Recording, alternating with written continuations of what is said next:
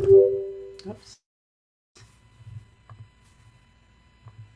So are we live? It's still there we go.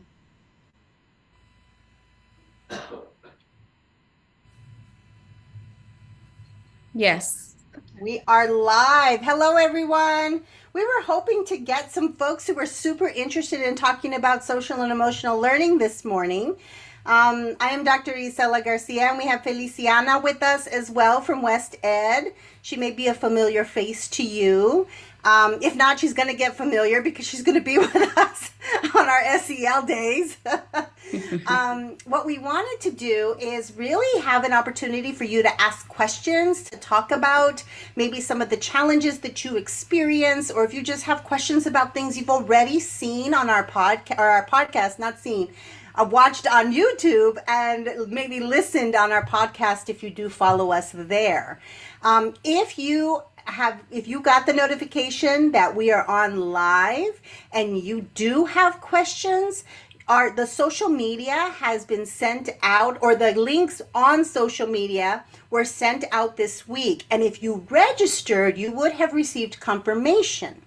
And in that confirmation is a hyperlink. So there's still time for you to join. So I don't want you to go, oh, I missed it. And thank you, by the way, for subscribing and getting the notifications when we go live. But if you still have time, you still have time to come on if you'd like. Did I leave anything out, Feliciana? No. Go ahead and go on to our Instagram, our Facebook. Like Isela said, the registration link is there. Once you have signed up, you will go ahead and receive that link to join us. And do they get hours for this? Is there how does that They work? are able to. We can definitely provide a 1 hour of professional development as long as you reside in California and you have already have a California workforce registry number. So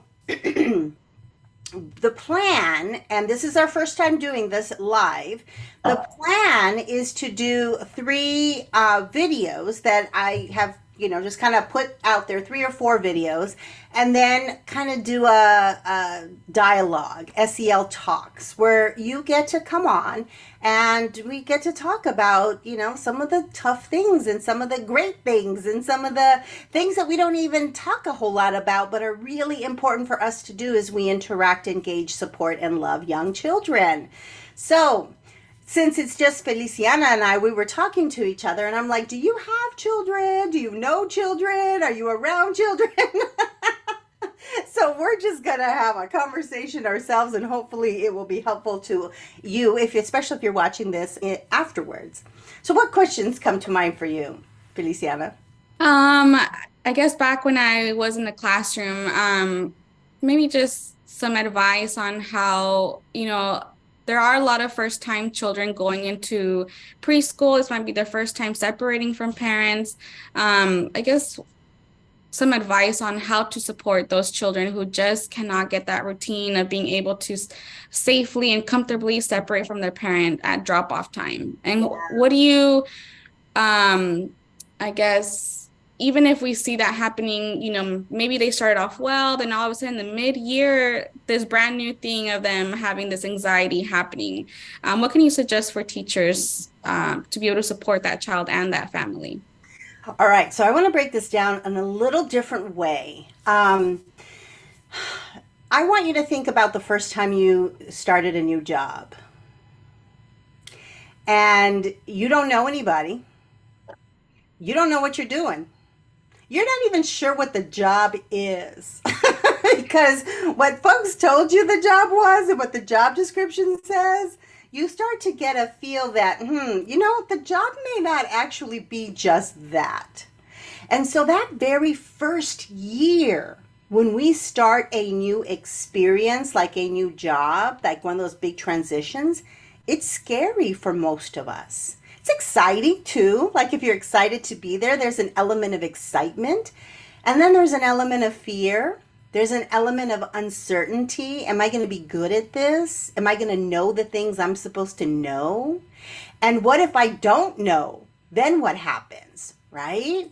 So we forget that children's emotional state is very real Mm-hmm. because we're like, oh, they're just little kids. All the other kids can do it. Why can't you do it? Well, Right. what if I said that to you if I was like your boss person and I was like, everybody can do this. Why can't you do it? I don't know why you're so afraid, right? So we don't think about that. We dismiss it as, oh, they'll figure it out. And yeah, will they figure it out? Sure. But what we want to do is provide an experience where they feel safe, secure, love, and connected. And for many children, not all, but many children, their parents or family, even extended family, has been all they've experienced. All they've experienced. So I mean, think about this objectively for a moment, okay? We're leaving our children with people we don't even know. Like, you know what I'm saying? There's a lot of trust Right. that has to Right. be there. And sometimes we're just like, that's just what you do. You take your kid and you drop it. And that's why we've got parents of kindergartners crying at the fence, Hmm. right? Because we have, as a society, we have deemed that as a natural part of life's progression. But there's an emotional state to it of, I don't know what I'm doing and I'm scared. And we have to honor that. We have to honor that. And one of the transitions are really critical, transitions into preschool and transitions into kindergarten, because it's a strong predictor of how well a child will continue to do as they move into the elementary school years. They need to feel connected. They need to feel like they belong. They need to feel safe and secure. And that's both physically and emotionally. And that doesn't just magically happen. That's been one of our biggest downfalls and mistakes that we consistently make. We have to get to know each child as an individual, each family as a unit. Hmm. Hmm. And what does this child need to transition successfully? So for some children, they're like, I'm here, got my backpack on, I'm ready to go. They walk in, they're like, woohoo, see you later, right? We got those kids.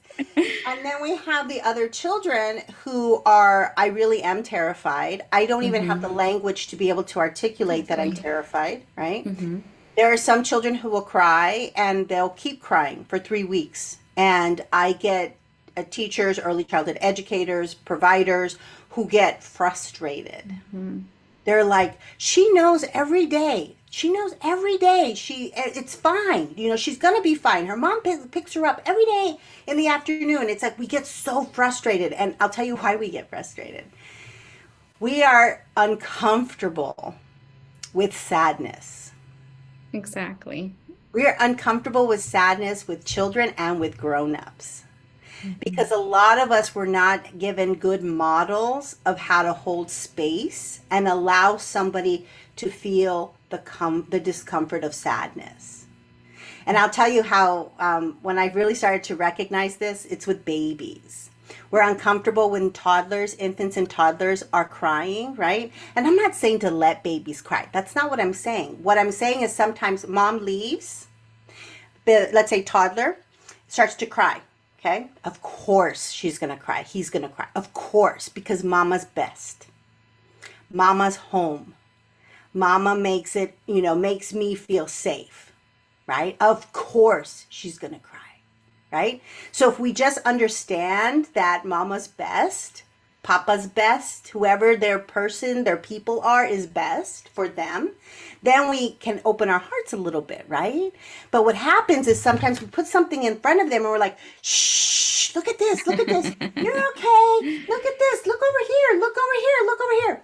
Now, Feliciana, if you were sad one day and you said, Isela, I really had a real horrible day, and you start crying and you start you telling me the things that happened that just weighed heavy on your heart. And I said, hey, look at this new app.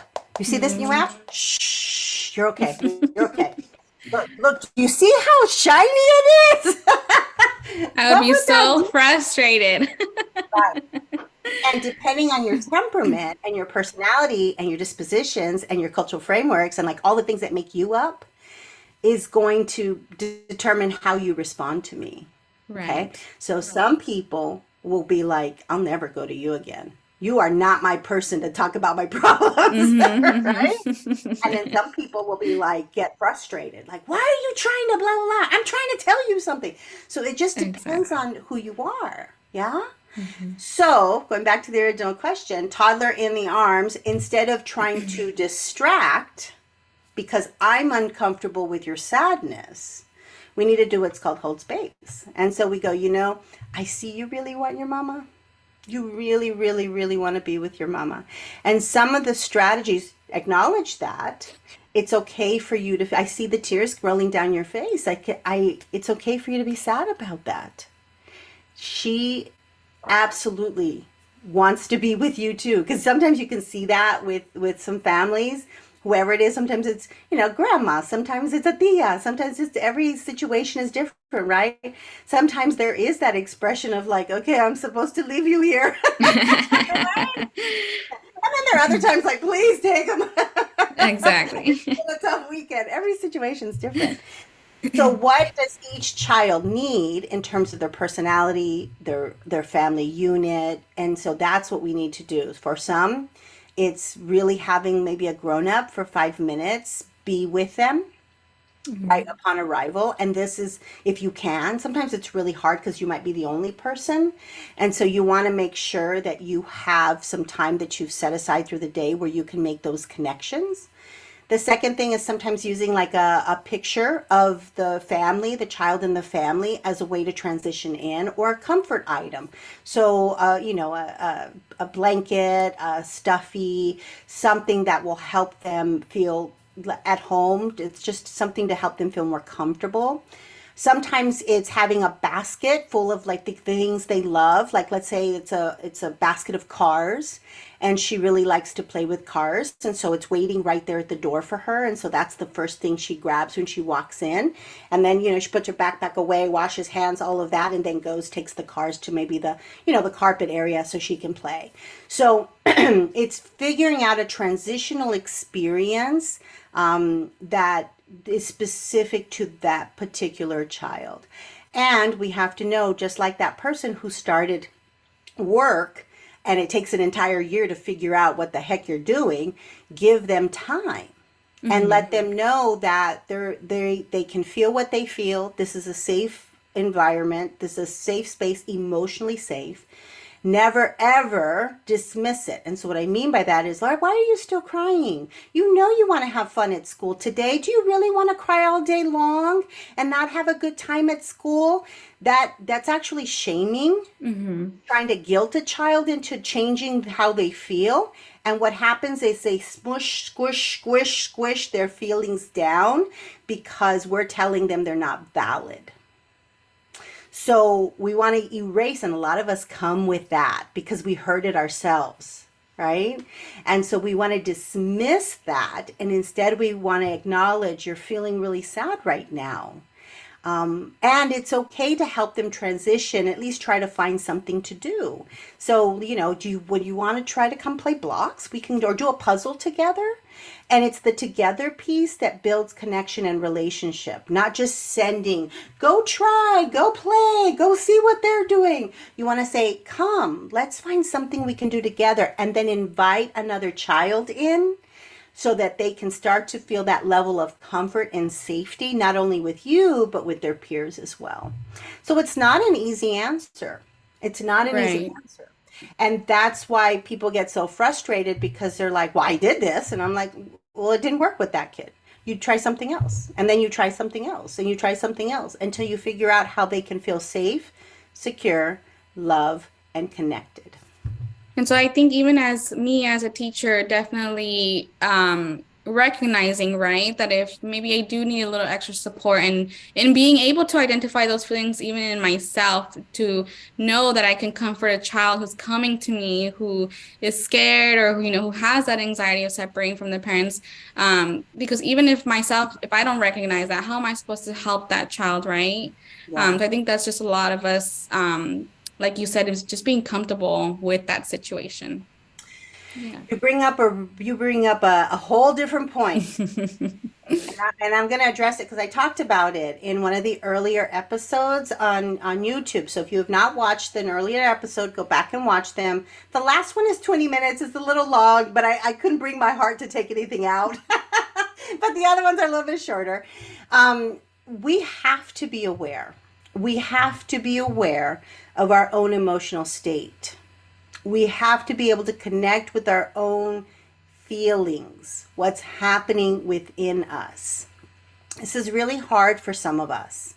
And so I come from a history of trauma, personally come from a history of trauma as a young child. And one of the things as an adult I had to work on is recognizing what frustration felt like in my body, what irritation felt like in my body, what sadness felt like in my body. Like I had to figure out what each of these sort of these labels that we have, but where in my body do I experience that?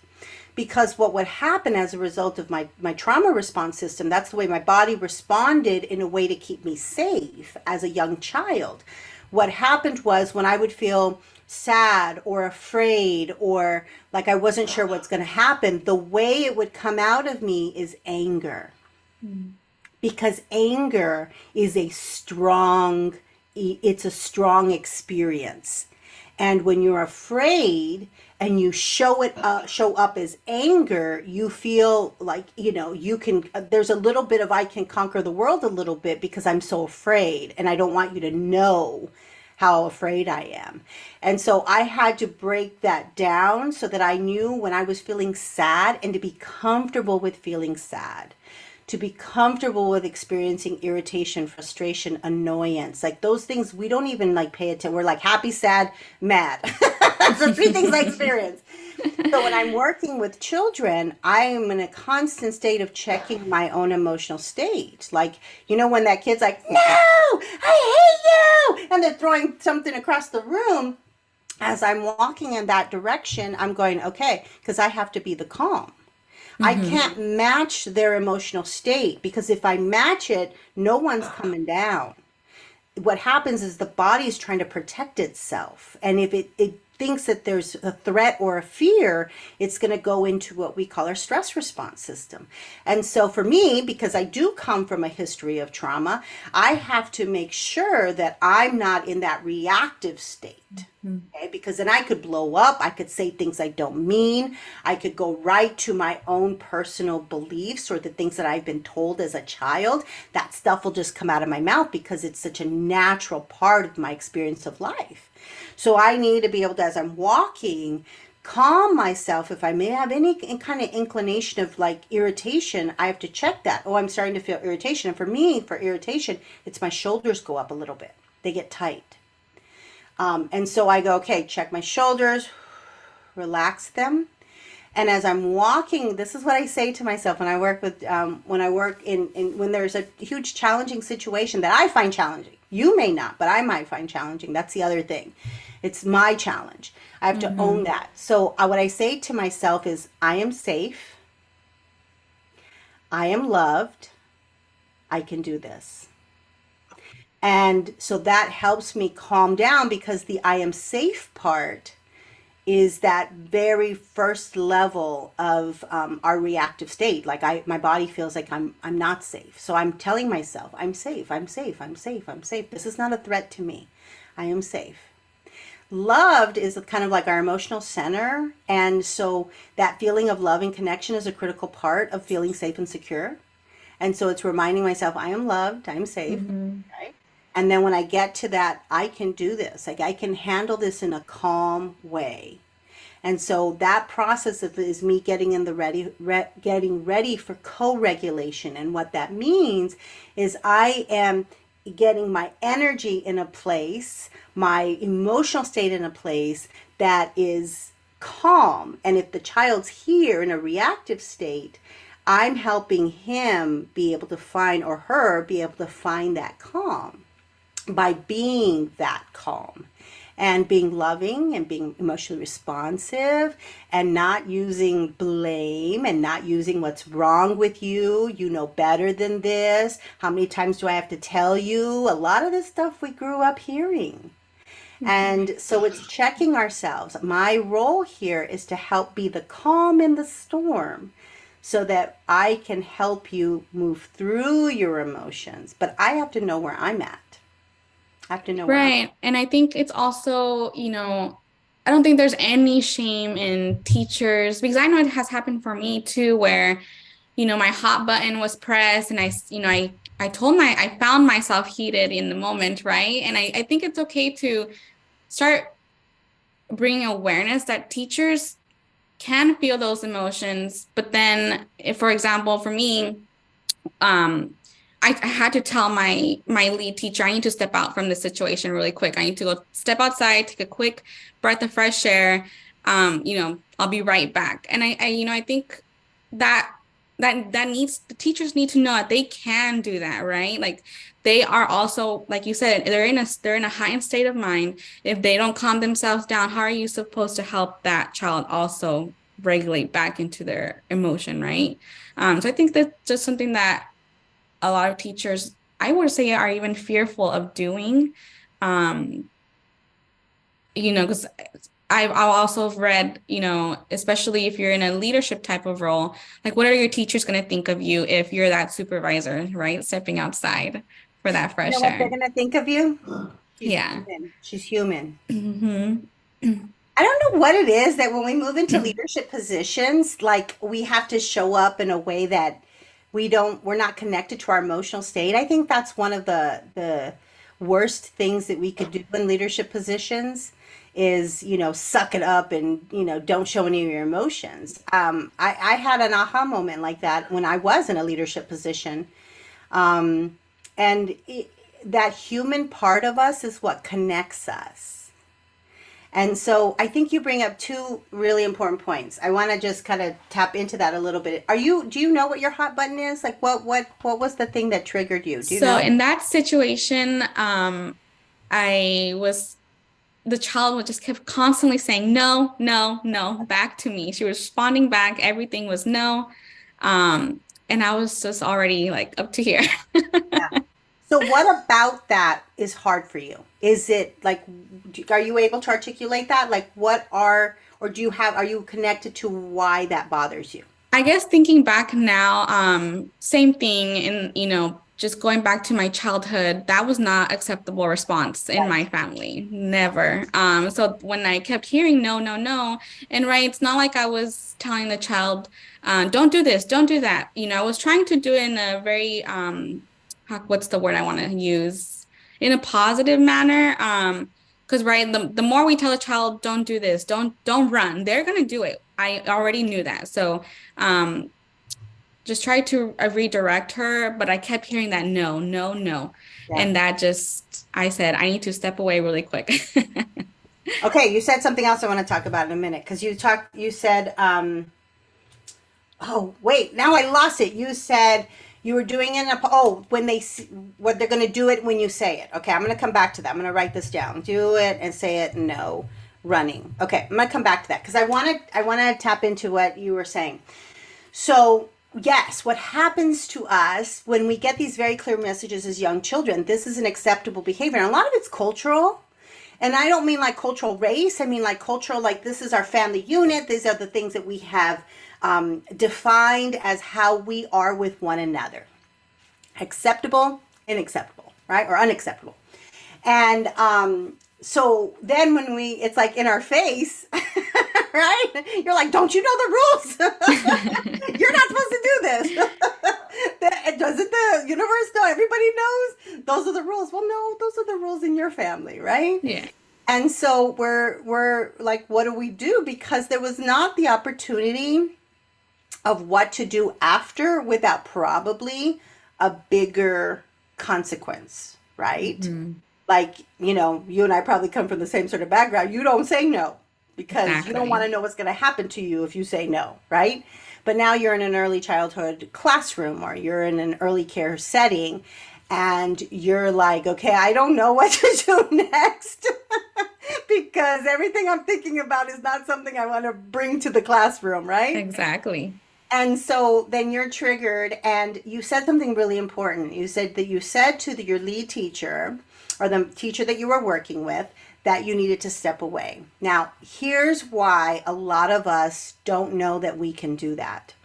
We don't work long enough, hard enough to build relationships with the adults in the settings. Whether it's probably in a home setting, maybe a little bit different because it's a home setting and you're creating relationships, and it's a different feel than maybe a classroom setting. And what happens? It's an arranged marriage, in a classroom setting. So like we have Maria, who is the lead teacher, and then we hire Feliciana, and we're like, here you go, you're working together now. Do a fabulous job, and you're like, okay, where do we even begin?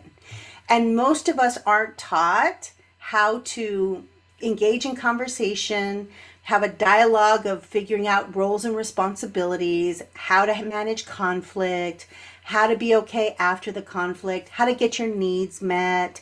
And so for me, when I was a teacher, whoever I was working with, I'm like, what are your strengths? What are your strengths? I had a teacher that I worked with, Tim. He was amazing he just played with kids. He liked to play soccer. He was into sports. And I was like, okay, let's figure out a way that we can integrate your strengths, right? Let's figure out a way so that all of us can shine and do what we love to do. I had another teacher who loved to read with children.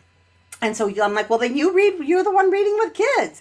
And so we don't build relationships. And so then people, especially if you're in this hierarchy, you're the lead, I'm the assistant, I'm the whatever, we're like, I just need to come in and do the job.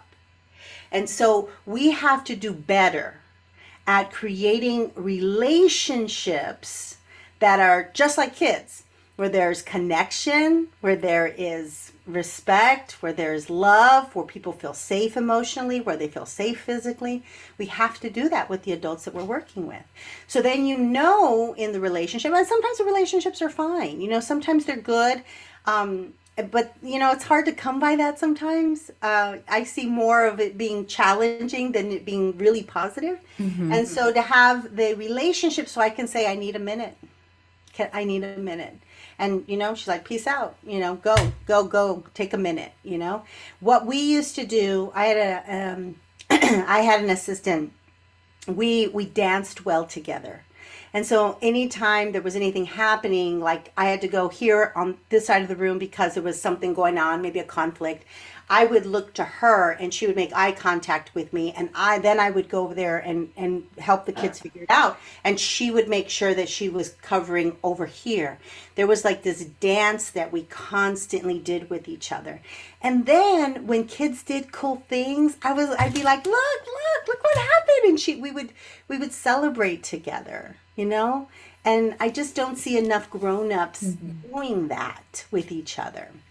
The second thing you said that I think is important, I want folks to know this. And I think I said it. Maybe I said it. I'm not sure if I said it in one of the other videos. But you have to say what you want children to do. And you have to show them what you want them to do. And this is why in early childhood education, forever, since even before I was in the field, we would say, use your walking feet. Mm-hmm. And the reason why we do that is because the brain sees, for many of us, not everybody, but many of us, our brain's super visual. And when we say don't hit, the brain sees hit. So let's try this for a minute. Now, not everybody sees images in their brain. So not everybody does that. But most of us do. So if I say purple elephant, pink bow on the elephant, do you see the image in your head? I see a gray elephant. Gray elephant. Okay. But you see an elephant, right? Yeah, right. Yeah. So many of us see pictures in our minds. And so when we say don't hit, the child sees hit. When we say don't run, the child sees run.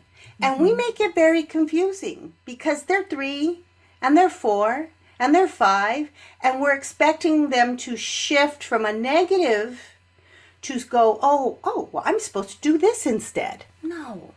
So that's why we go, come, let me show you how to blah, blah, blah. So come, let's walk together and I'll help you put the blocks away.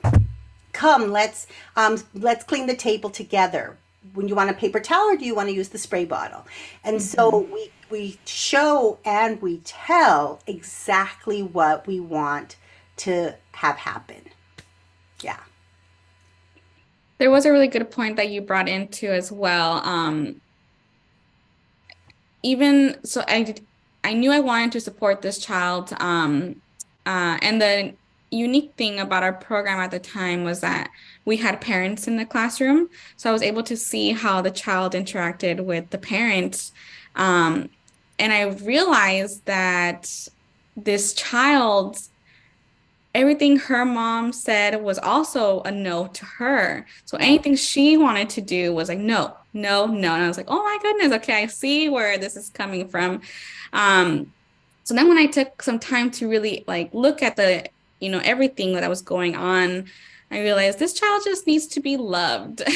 She needs adults to stop telling her no. She needs someone, like you said, let's do it together. Yeah. So that once we kind of worked around that, we did notice a significant change in the child's behavior. She was at our circle time, she was following routine, just doing all these things that I think, really helped when once we also shifted from that mind of, constantly or her hearing constantly no. Hmm. But it definitely, like you said, I think it is about being able to talk about that with the team of teachers that you're working with, who are, also building that relationship with families. I know not every program gets the opportunity to have parents in the classroom, but um, it all it takes is just, a quick check-in in the morning, quick check-in in the afternoon to build those relationships with those parents, I think, as well. Yeah.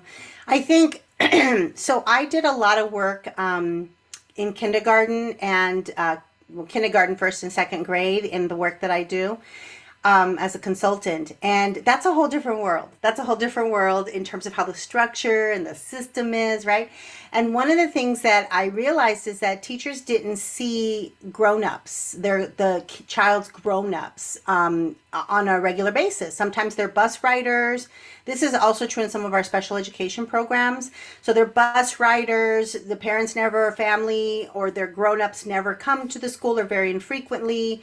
Sometimes it's somebody else. It's grandma picking up the baby, and so we don't see the people who care and love them on a regular daily basis, right?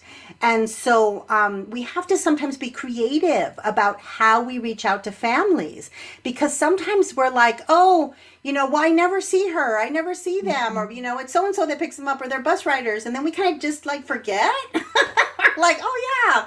But we have to be creative about ways we communicate with families, because families are their first teachers. And Mhm. so I did crisis intervention. I worked with families who were in significant crises. And even in those situations, our heart space really had to say for ourselves is they are doing the best they know how to do. They love their children given their circumstances, their life experiences, all the trauma that they've endured. They're doing the best they know how to do, so that we're coming from an open-hearted space instead of this like, what's the matter, and blah, blah, blah, like all the Mhm. judgment we want to do, because judgment doesn't serve. And so what we needed to do, and what we did instead, was we go, okay, how with this particular family can we communicate best? So sometimes there isn't a phone, or there isn't social media, or that, it costs a lot of money to text back and forth because they don't have free, service, or the service that's all inclusive, right? Where you get free, like unlimited is what the word I'm looking Right. for. And so, or maybe technology is not their thing. Maybe they don't have a phone. So how will we communicate? Right? Um, Maybe we have some folks whose primary language is not English, and so maybe it's not even Spanish. So, if I speak Spanish and you speak Spanish, but their language isn't even Spanish. So what is that? What do we do then, right? And so how are we going to ensure that we're communicating on a regular basis? I don't see them. Their language is different than mine. And so it makes it easy for me to forget or not to connect. But it's really important for us to build those relationships, because we are one, like I always say, we're like one little stone on this river of life. We're one little stone. And so that connection and collaboration and community with families, that's what's everlasting, is really the relationship we form, and how they feel about school, about their children, about us. is really an integral part of their continued learning, development, and growth as they move into elementary school, middle school, and beyond. And so, but we have to be creative, you know, and it's hard sometimes. It's Mhm. hard to make to communicate, you know, and like sometimes you're using your body language and Yeah, you're yeah. showing pictures. You're like, I'm trying to talk to you. Uh-huh, uh-huh. Yeah. Any other questions? Are we up on time? We are. See, I told you I have no problem talking. Um, no, I think so far that's all.